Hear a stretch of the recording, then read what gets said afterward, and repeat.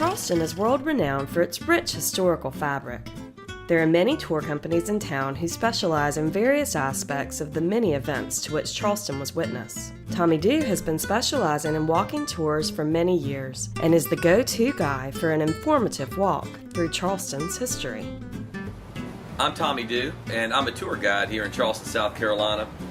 I was born in Richmond. I moved here in 1985 to go to the College of Charleston, and I have a fine arts degree from there. Been married since '94, have 3 kids, and I've been giving tours in the city since 1996. I first started as a carriage driver, and I did that for a year, and then in early '97 I started my walking tour business. As soon as I became a tour guide in the city, I realized that there was a story here that's not well known beyond the city and the state. Charleston was a huge city compared to others, 4th largest in America into the 1790s. Philadelphia, New York, Boston, Charleston. We were the largest city in the South till we got caught by New Orleans in 1820, and we were still the 2nd largest southern city through the war. By 1865, it was total collapse for the South. The men were dead and the money was gone, and it put the place to sleep, and it took about 100 years to start to wake up. World War II was sort of a turning point for the community, but by then the rest of America had grown like crazy and changed like crazy. We were frozen in time. 225th largest city in America today. So we used to be an incredibly large city and wielded unbelievable influence, but went to sleep. If not for that, though, you wouldn't be here. It's because of the Great Defeat that we are the most preserved place in America. There was no money. There was no justification for urban renewal. The healthy cities tore down their old things and replaced them with steel and glass. That just was not an option here. That really wouldn't come until after World War II, and by then those preservation laws and zoning laws are on the books, and everything was protected.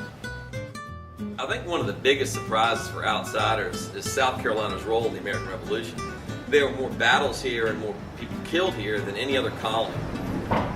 The British referred to South Carolina as the crown jewel of America, and it was largely based on her rice production. There was a period of time in the 1700s before the war where South Carolina exported more rice than anywhere else in the world. The British had essentially grown addicted to that crop, and they were willing to fight for it. And the locals were willing to fight back. And so more people died here than anywhere else in America. Charleston and the South in general have undergone tremendous renaissance over the last 50 years or so.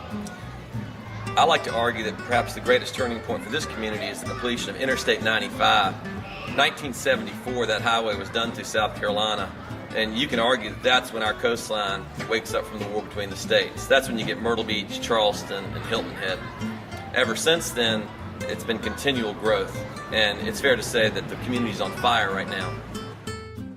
Charleston has done an incredible job of fighting for the human scale. The human scale is basically 4 stories or less, and that's the way that cities always looked for thousands of years. It doesn't matter where you go in the world, no matter what point in history, every culture was building out of wood, brick, and stone. Just so happens that those 3 materials have the same load limitations. They can get you to a 4th story, and then you got to stop. Charleston is a great place to visit, but it's an even better place to live. I like to say that we have the amenities of a city of well over 1 million, but we actually feel like a village. We're a living city with living institutions, and so there's this wonderful juxtaposition between the old and the new. There are about 20,000 college kids downtown that give it an edge, a bohemian vibe, but you're surrounded by antiquities and beautiful things.